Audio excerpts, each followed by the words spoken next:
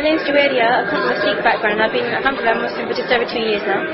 Before I embraced Islam, I was a Sikh. And the way that we were brought up within my family structure was to keep Muslims at arm's length, not to get too close to them, not to, to believe in what they believe in. And, there was a lot of a negative feeling, when we spoke about Islam.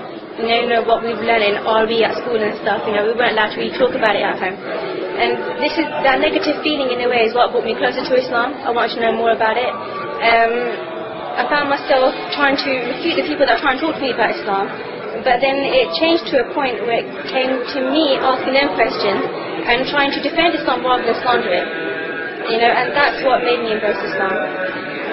Okay, alhamdulillah. And, what was the reaction of your family, your friends, your community when you did when I converted is when I found out who my true friends were. I felt disowned, like no one wanted to know me. It was like I was an alien to them.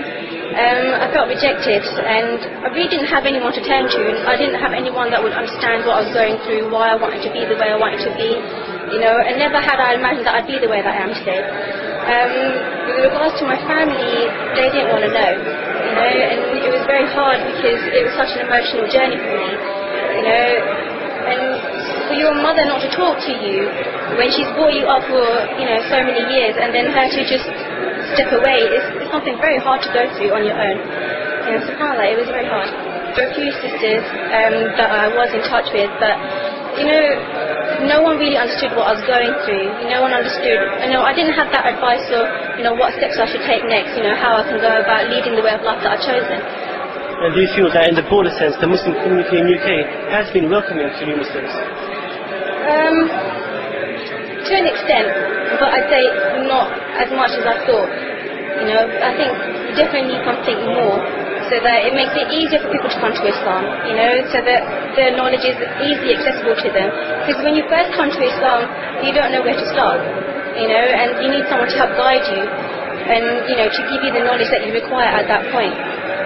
I'm sure you're aware of the Association of Commerce Islam, ACI. Do you feel, sister, that there's a need for such an organisation today? Definitely.